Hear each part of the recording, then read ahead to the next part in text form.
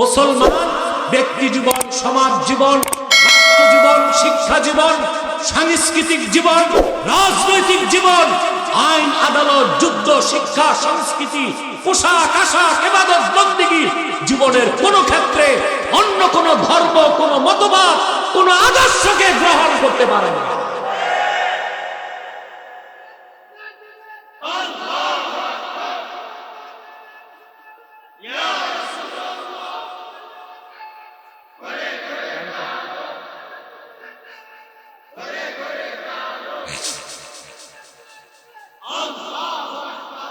আমার বন্ধুগণ, আমরা বাঙালি কি শর্ত পূরণ করতে পেরেছি? আমরা কি শরিয়া পদ্ধতির আইন নিতে পেরেছি? ইংরেজদের 192 বছর আগের পুরনো আইন দিয়া দেশ চলে, সেজন্যই দেশকে আজ দুর্নীতি মুক্ত করা সম্ভব হয় না। শরীয়তকে বাদ দিয়া, ইসলামী রাষ্ট্র ব্যবস্থা বাদ দিয়া, কোরআন সুন্নাহর আইনকে বাদ দিয়া হাজারো সংস্কারের মাধ্যমে বাংলাদেশকে ঠিক করা সম্ভব হবে না। হবে? কিছু পেয়েছেন? আশাও করতে পারেন না। আপনাকে ফিরে আসতে হবে ইসলামের দিকে, রাসূলুল্লাহর সুন্নাহের দিকে। এর বাইরে আপনি সমাজ ও রাষ্ট্রে, পরকালীন জীবনে, ইহকালীন জীবনে কল্যাণ, সফলতা, মুক্তি, সুখ, সমৃদ্ধি, নিরাপত্তার কোনো আশা করতে পারেন না। অন্য কোনো ধর্ম থেকে কিছু নেওয়া যাবে? কথা বলেন। এখন একটা প্রশ্ন নাস্তিকরা করতে পারে, আমি বলবো। নাস্তিকদের খপ্পরে আবার কিছু মৌলবীও পড়ে গেছে। বাংলাদেশে এখন বক্তার অভাব নাই। বক্তা, তক্তা, প্রবক্তা, মোটিভেশনাল স্পিকার, স্কলার, আমি বলি স্ক্রু ড্রাইভার, এরা কথায় কথায় কুফর করে, আল্লাহর শানে বেয়াদবি করে, রাসূলুল্লাহর শানে বেয়াদবি করে, আম্মা জানদের শানে বেয়াদবি করে, কোরআন বিরোধী বক্তব্য দেয়। এদেরকে আপনাদের বয়কট করতে হবে। কোরআন সুন্নাহ মোতাবেক সহি কথা যারা বলে, হোক ভাইরাল, হোক নন ভাইরাল, হোক কণ্ঠওয়ালা, হোক কণ্ঠ ছাড়া, তাদের কথা শুনবেন, লাভবান হতে পারবেন। এখন স্কলার কিছু আছে, স্লোগান দেয়, বলবো? বলে, no east, no west, Islam is the best. No west, Islam is the best. পূবে না, পশ্চিমে না, ইসলাম সর্বশ্রেষ্ঠ। স্লোগান তো সুন্দর, একটু ফাঁক আছে। বেস্টের নিচে থাকে কি? গুড। কি থাকে? তাহলে তারা বুঝাতে চায় ইসলাম হচ্ছে সর্বশ্রেষ্ঠ, তবে এর পাশে অন্য কিছু ভালো থাকতে। তো স্লোগানটা সঠিক হবে কি? সঠিক স্লোগান আমি দিব। No east, no west, Islam is the best, Islam is last, Islam is fully completed and selected by almighty Allah. ইসলাম শুরু, ইসলাম শেষ, ইসলামই সর্বশ্রেষ্ঠ এবং পরিপূর্ণ, আল্লাহ কর্তৃক প্রেরিত, রাসূলুল্লাহ কর্তৃক আনিত। এর বাইরে অন্য কোন ধর্মে ভালো কিছু থাকলে নেওয়া যাবে? এখন বলতে পারেন, গায়ের জোরে কথা বলেন কেন? নিতে সমস্যা কি? অন্য ধর্মে ভালো কথা বলেন, নেওয়া যাবে? নেওয়া যাবে না। দলিল লাগবে না? আমি একটা দলিল দিব আর একটা যুক্তি দিব, ঠিক আছে? দলিল হচ্ছে, ইমাম আহমদ বিন হাম্বল তার মুসনাদে হাদিসটি নকল করেছেন। হাদিস নাম্বার 15264 বা 62। কথা বুঝতেছেন? আমি না বলছি একটা লোক উঠবেন না? আপনাদেরকে শয়তান এত জলদি কিভাবে ধরে? কিছু মানুষ আছে ভেলিট চলে গেছে, শীতে অস্থির হয়ে গেছে, তারপর আলহামদুলিল্লাহ কোরআন প্রেমিক মানুষগুলোকে শয়তান হাত দিতে পারে না। আলহামদুলিল্লাহ বলে, মাথাটাও নড়বে না। আমি একটা বিষয় পুরাপুরি বলে ফেলার পরে যাওয়ার অনুমতি দিয়ে দিব ইনশাআল্লাহ।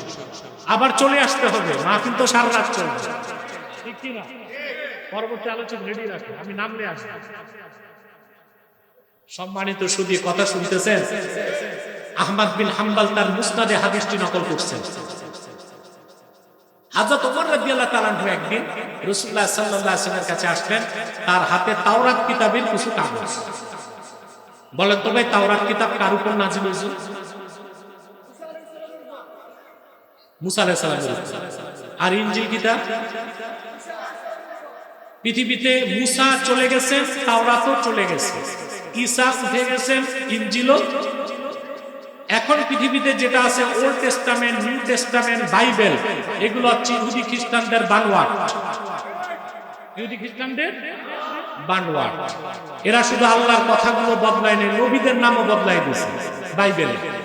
যেমন সুলেমান নবীর নাম লেখছে সলোমন, দাউদের নাম ডেভিড, ইলিয়াসের নাম এলসিস, ইদ্রিসের নাম অদ্রিত, মুসার নাম মোশি, ঈসার নাম জেসাস, ইউসুফের নাম ইউসেফ, ইব্রাহিমের নাম আব্রাহাম। নাউজুবিল্লাহ। কিছু বলবে? বসে, তোমরা দাঁড়ায় আছো কেন? বসে। তো যারা প্রিয় ভাইরা, কষ্ট দিয়ে ফেললাম, যারা আল্লাহর কিতাবগুলি বদলায় ফেলছে, নবীদের নাম বদলানো তাদের পক্ষে অসম্ভব ছিল। তো রাসূলুল্লাহর জামানায় তাওরাত কিতাবে কিছু কথা সত্য ছিল, কিছু কথা, বাকিটা সব বরবাদ হয়ে গেছে। হযরত ওমর তাওরাত কিতাবের কিছু পৃষ্ঠা নিয়ে রাসূলুল্লাহর সামনে উপস্থিত।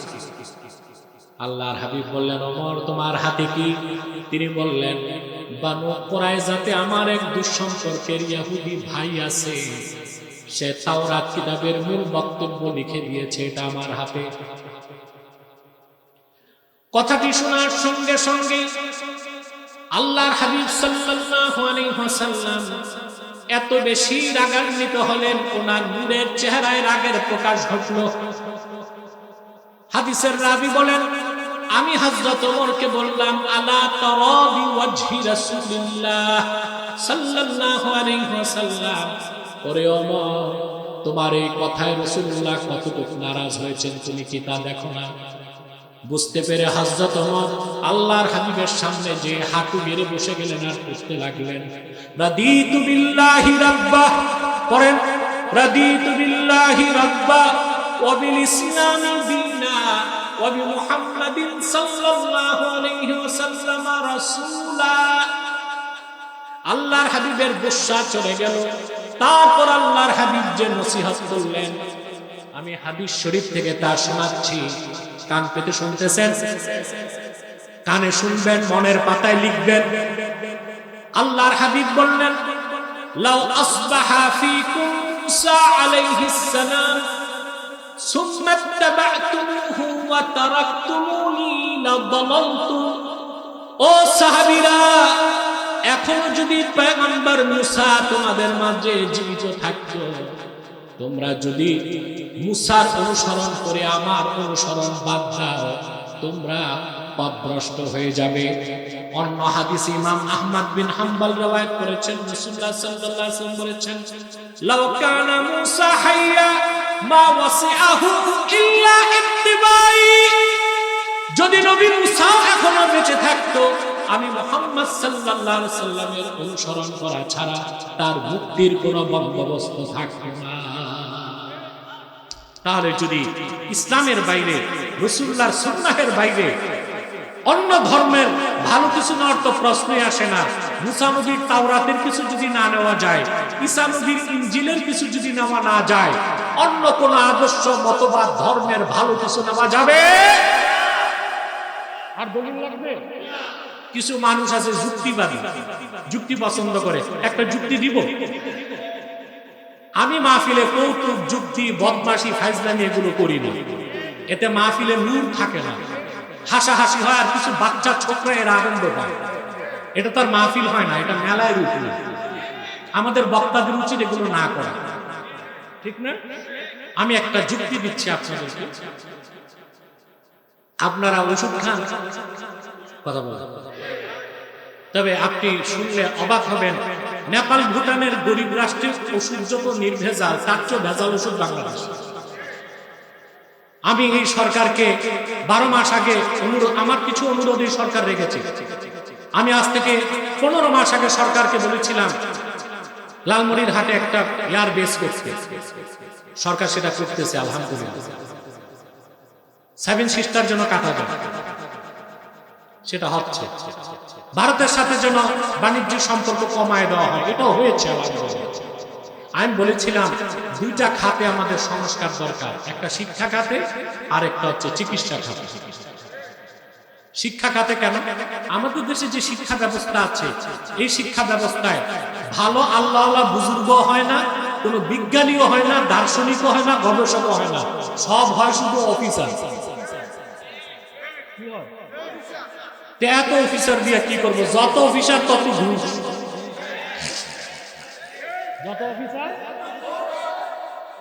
ঢাকা বিশ্ববিদ্যালয় প্রতিষ্ঠিত হয়েছে 1921 সালে। 100 বছর পার হয়ে গেছে, একজন বিজ্ঞানী তারা দিছে আমাদের। উন্নত বিশ্বে নৌকা থেকে শুরু, এখন তারা সাবমেরিন বানিয়েছে, আর আমরা বাঙালি নৌকাতে শ্যালো মেশিন ফিট করে ট্রলারে ডুব দিছি। আমাদের দেশের জাতীয় বাহন কোনটাকে বলা যায়? রিক্সা। জাতীয় বাহন না, এরকম কোন সিগনিফিকেশন নাই যে কোনটা জাতীয় বাহন। বলি যদি জাতীয় বাহন কি হবে, রিক্সাকে বলতে হবে। এই রিক্সা পৃথিবীর কোন দেশ থেকে আমদানি হয়েছে জানেন? বলেন তো। জাপান। জাপান রিক্সা বানালো, আমরা এই রিক্সাকে আপন করে নিলাম। জাপান এখন রকেট পাঠাচ্ছে, আর আমরা রিক্সাতে মোটর ফিট করে টেসলা বানাইলাম। আমরা এমন এক শিক্ষা ব্যবস্থা পেয়েছি যেখানে না আল্লাহ বুজুর্গ লোক হয়, না ভালো বিজ্ঞানী দার্শনিক হয়, সব হয় অফিসার ঘুষ খাওয়ার জন্য। আমাদের শিক্ষা ব্যবস্থাকে বদলাতে হবে। প্রাইমারি থেকে বিশ্ববিদ্যালয় পর্যন্ত প্রত্যেকটা স্তরে কোরআন সুন্নাহ শিক্ষাকে বাধ্যতামূলক করতে হবে। সাথে বিজ্ঞান, ভূগোল, ইতিহাস, প্রযুক্তি, artificial intelligence, robotic science, computer science, physics, chemistry, zoology, botany, cosmology সব থাকবে। এই শিক্ষায় শিক্ষিত হলে একজন নাগরিক হবে যোগ্য মুসলিম, আরেকদিকে হবে যোগ্য বিজ্ঞানী, দার্শনিক, কবি, প্রযুক্তিবিদ, এসপি, ডিসি, সচিব, আমলা, কামলা। ঠিক কিনা বলে? আমাদের শিক্ষা ব্যবস্থা কিনা আরেকটা সংস্কার দরকার। আমি সরকারকে আগে বলেছি, আজও বলছি, চিকিৎসা খাতে। কোথায়? দেশে একটা দুইটা হসপিটাল আছে, তাও বিশ্বমানের ট্রিটমেন্ট নাই। এখানে ট্রিটমেন্ট করতে গেলে বাড়িঘর বিক্রি করতে হয়। আর যত হসপিটাল দেখেন, আমার মনে হয় সারা বাংলাদেশে এত ক্লিনিক আর হসপিটাল নাই কুমিল্লাতে যত ক্লিনিক আর হসপিটাল। এক ধান্দার ব্যবসা। হসপিটাল একটা দিলেই হইল। আপনি জানেন এমআরআই মেশিনের দাম কত? একটা সিমেন্ট কোম্পানি জার্মানের এমআরআই মেশিনের দাম 22 কোটি টাকা। আপনি যে হসপিটালে যাচ্ছেন পুরাটার দাম নেই 2 কোটি।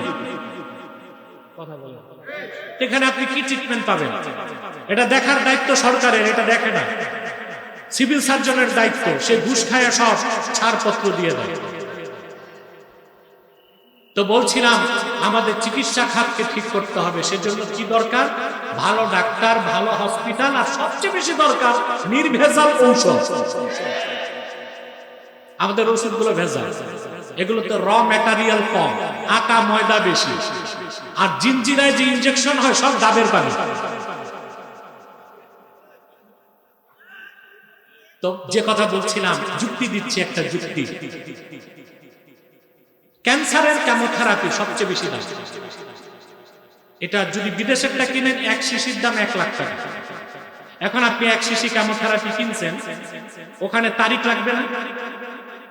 কথা বল, তারিখ দেওয়া আছে 2026 জানুয়ারি 8 তারিখ রাত 12টা পর্যন্ত টাইম। 2026 8ই জানুয়ারি রাত 1টায় এই শিশির দাম কত? কিনছেন তো 1 লাখ টাকা দিয়ে, 1 পয়সা না, কারণ ডেট এক্সপায়ার, মেয়াদ। মুসা নবী আল্লাহর কাছ থেকে যে শরীয়ত এনেছেন তার মেয়াদ চলে গেছে। ঈসা নবী যে দ্বীন এনেছিলেন তার মেয়াদ চলে গেছে। আর আল্লাহর আখির নবী মুহাম্মদ সাল্লাল্লাহু আলাইহি ওয়াসাল্লাম ১৫০০ বছর আগে যে দ্বীন ইসলাম এনেছেন তার মেয়াদ ছিল, আছে, কিয়ামত পর্যন্ত থাকবে। সেই ইসলামের বাইরে যে অন্য কোনো ধর্মতন্ত্র মতবাদ থেকে ভালো কিছু থাকলেও নেওয়া যাবে না। ওগুলো কোনোটা মেয়াদ চলে গেছে, কোনোটা বাতিল, কোনোটা ভেজাল, কোনোটা বিষ।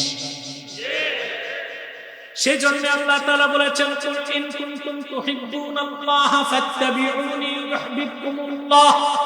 হাবিব আমার মুহাম্মদ সাল্লাল্লাহু আলাইহি ওয়াসাল্লাম, আপনি বলুন, যদি তোমরা আল্লাহকে ভালোবেসে থাকো, আমার অনুসরণ করো, আল্লাহ তোমাদেরকে ভালোবাসবেন আর তোমাদের জিন্দেগীর সব গুনাহ মাফ করে আল্লাহ তোমাদের জান্নাত দিয়ে দিবেন।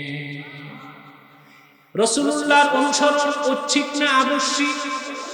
পরের আয়াতে আল্লাহ বলেছেন, কুল আতিউল্লাহ ওয়ার রাসূলা ফাইন তাওয়াল্লাউ ফাইন্নাল্লাহা লা ইউহিব্বুল কাফিরিন।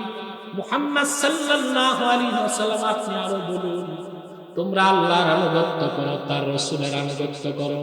যদি এই কথা থেকে তারা মুখ ফিরিয়ে নেয়, তারা কাফের, আর আল্লাহ রাব্বুল আলামিন কাফেরদেরকে ভালোবাসেন না। صدق الله العظيم وصدق رسوله النبي الكريم ونحن على ذلك من الشاهدين والشاكرين والحمد لله। আমার সাথে না তোমাদের ওয়াদা, আমি ফারাক বসো, আর কষ্ট দিচ্ছি না। কয়েকটা জরুরি কথা বলে চলে যাচ্ছি আমি। এখানে আপনারা বিভিন্ন দলমতের লোক আছেন না, কথা বলেন। বাংলাদেশে এখন সবাই ঐক্য চায়। ইউটিউবার বসো বসো, তোমরা বসো। বাংলাদেশে সবাই কি চায়? আপনারা চান? আমি ঐক্য চাই। আমার এটা বড় স্বপ্ন, যে জন্য আমি কাজ করি। আমি চাই খেলাফার ভিত্তিতে বাংলাদেশে ইসলামী রাষ্ট্র হবে। তবে এর আগে সংসদ খালি রাখা যাবে না। ইসলামের পক্ষে কথা বলার জন্য যত বেশি সম্ভব লোক আমরা চাই সংসদে যাক, ঠিক না?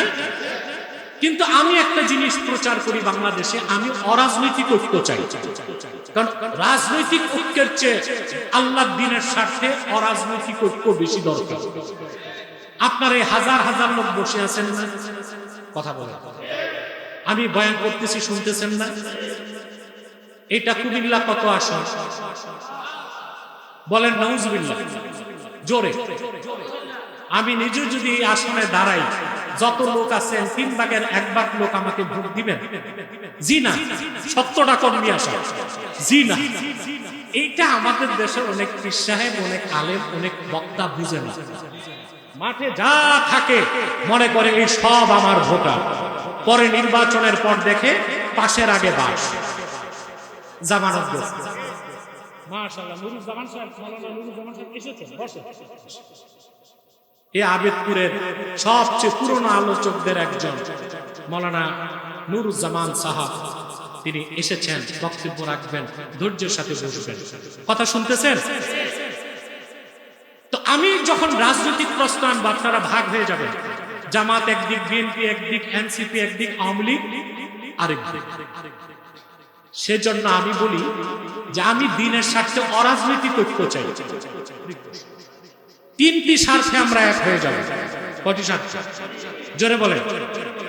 ইসলামের সুমহান স্বার্থ রক্ষায় আমরা ঐক্যবদ্ধ হয়ে যাব।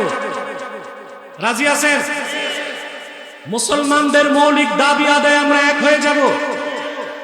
আর বাংলাদেশের স্বাধীনতা রক্ষায় আমরা ঐক্যবদ্ধ হয়ে যাব। আমাদের এই 3টি স্বার্থের বিরুদ্ধে বাংলাদেশে কাজ করতেছে 3টি অমুসলিম সম্প্রদায়। তার মধ্যে সবচেয়ে নিকৃষ্ট হচ্ছে কুখ্যাত কাদিয়ানী সম্প্রদায়। তারা কাফের এবং অমুসলিম। তাদেরকে যারা কাফের বলবে না, তারাও কাফের। কারণ তারা আকীদা খাতমে নবুয়তকে বিশ্বাস করে না, যে বিষয়ে আমার ছাত্র মাওলানা আব্দুর রহমান জাবিরি আপনাদেরকে বক্তব্য শুনিয়েছে। তো আকীদা খাতমে নবুয়ত যারা বিশ্বাস করবে না, তারা মুসলমান না কাফের? তারা কাফের। তারা আল্লাহর আখির নবী মুহাম্মদ সাল্লাল্লাহু আলাইহি সাল্লাম আল্লাহর শেষ নবী, এই কথা তারা বিশ্বাস করে না। বলেন নাউজুবিল্লাহ। সেজন্য তারা কি? চিল্লায় বলেন, তারা কি? তাদেরকে যারা কাফের বলবে না, তারা কি? মানুষকে ধোঁকা দিতে তারা মুসলমানদের মতো দাড়ি রাখে, টুপি লাগায়, তাই বলে তারা মুসলমান হবে? বলেন, নাম রাখলে মুসলমান হবে? দাড়ি তো অনেকেই রাখে, তাতে সমস্যা কি? রবি ঠাকুরের দাড়ি ছিল না, সে কি মুসলিম ছিল না মুসলিম? নাম রাখলে মুসলমান হওয়া যায়? টুপি লাগালে মুসলমান হওয়া যায়? দিল্লি পার্লামেন্টে হিন্দু এমপিরাও তো টুপি লাগায়, তাই বলি কি তারা মুসলমান হবে? নাম রাখলে মুসলমান হওয়া যায়? এক শয়তান বোতলে পেশাব করে উপরে নাম লেখছে শরবত, এটা কি শরবত হবে? ভিতরে কি? তদ্রুপ কাদিয়ানীরা শেষ দরজার কুখ্যাত কাফের আব্দুল আউয়াল, আব্দুস সামাদ, মুবাশশির আলী, কবির চৌধুরী, শাহরিয়ার কবির, নিঝুম মজুমদার, এসব নাম রাখার দ্বারা তারা মুসলমান হতে পারে না। আমার ভাইরা, আমার বন্ধুরা, আমার আল্লাহ ও নূর নবীজি আমার মুহাম্মদ মুস্তাফা সাল্লাল্লাহু আলাইহি ওয়াসাল্লামের ইসলাম ও কোরআনের হাজার হাজার হাজার বছর পরে বর্তমান ভারতের কুখ্যাত, পাঞ্জাবের কুখ্যাত, গুরুদাসপুরের কুখ্যাত কাদিয়ানী ইংরেজ আমলে এক শয়তান নিজেকে নবী দাবি করছে। চিল্লায় বলেন নাউজুবিল্লাহ। ওই শয়তানটার নাম রেখেছিল তার বাপ মির্জা গোলাম আহমদ কাদিয়ানী। সাবধান, তাকে গোলাম আহমদ বলা যাবে না, কারণ গোলাম আহমদ অর্থ আহমদ এর গোলাম। কোন কাফের কোনদিনও গোলাম আহমদ এর গোলাম হতে পারে না। আর কাদিয়ানের কাযযাব ছিল শেষ দরজার কুখ্যাত কাফের, সে গোলাম আহমদ এর গোলাম ছিল না, সে ছিল কুখ্যাত শয়তানের কুখ্যাত গোলাম। কাদিয়ানের কাযযাব, মিথ্যা নবুয়তের দাবিদার, ইংরেজদের পা চাটা গোলাম মির্জা গোলাম শয়তান কাদিয়ানীর উপর গজব এসেছে 1908 সালে।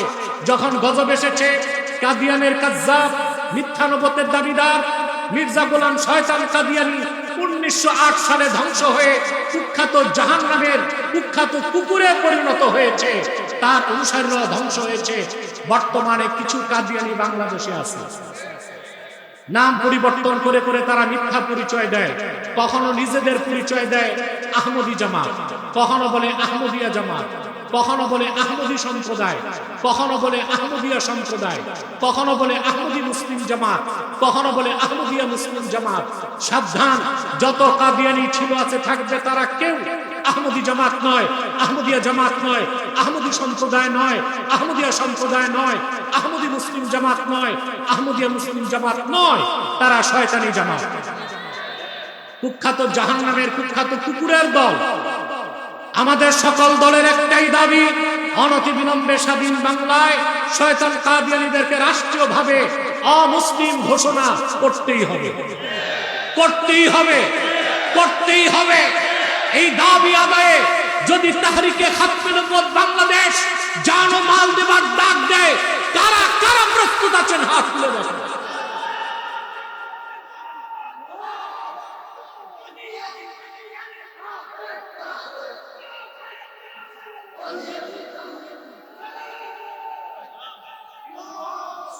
প্রিয় ভাইরা, তাদেরকে অর্থনৈতিক সহযোগিতা করবেন না? করেন, জি করেন। প্রাণ কোম্পানির যত জিনিস তাদের, সেজান কোম্পানির জুস তাদের, RFL এর পণ্যগুলো তাদের, প্রথম আলো নামের প্রথম অন্ধকার পত্রিকা, ডেইলি স্টার এবং ভীষণ, এগুলো তাদের। নৈতিক দায়িত্বশীল, এগুলো ধরবেন না, কিনবেন না, বেচবেন না, মনে থাকবে। আরেকটি অমুসলিম সম্প্রদায় আমাদের যুবকদের হানা দিছে, এটার নাম হিজবুত তাওহীদ। এটা হিজবুত তাওহীদ না, হিজবুত শয়তান। এটাও ইহুদিদের আবিষ্কৃত একটি দল, যারা বলে ছেলে মেয়ে বিয়ে ছাড়াও সম্পর্ক করতে পারে, বলে দাজ্জাল বলতে কিছু নাই, নামাজ বলে না, বলে নমাজ, ইসলাম বলে না, বলে ইসলাম, আবার বলে নামাজ হচ্ছে ট্রেনিং, ওযু থাকলেও হবে, ওযু ছাড়াও হবে। নাউজুবিল্লাহ বলবেন না? আরেকটি অমুসলিম সম্প্রদায় আপনাদের স্বাধীনতায় হাত দিতে চায়, এটা হচ্ছে খ্রিস্টান মিশনারি, তাদের ঈসাই জামাত। এই পর্যন্ত তারা 2.5 লক্ষ পরিবারকে খ্রিস্টান বানিয়েছে। তাদের উদ্দেশ্য হচ্ছে বাংলাদেশের একটা ভূখণ্ড আলাদা করে তারা খ্রিস্টান রাষ্ট্র বানাবে। তা হতে দিবেন? এক সাগর রক্তের বিনিময়ে তা হতে দেওয়া হবে না। আমি আপনাদের কল্যাণ চাই, আমি চলে যাচ্ছি। আমি কোনো দোয়াও করছি না, পরবর্তী আলোচক বিব্রত বোধ করবে। আমি দোয়া চাই আমাদের বংশের মুরব্বী, যিনি 50 বছর এসেছেন, ওজার আহমদ আতিকি রহমতুল্লাহর জন্য। দোয়া চাই ওনার ভাতিজা, জামাতা, আমার ভাই মাওলানা আয়াজ আহমদ সিদ্দিকী জুবাইরের জন্য, তার সাহেবজাদা মাআজ সিদ্দিকী জনপুরীর জন্য, এখানে আব্দুল হাই সাহেব আছেন, কমিটির লোকজন আছেন, তাদের সবার জন্য আমি দোয়া চাই।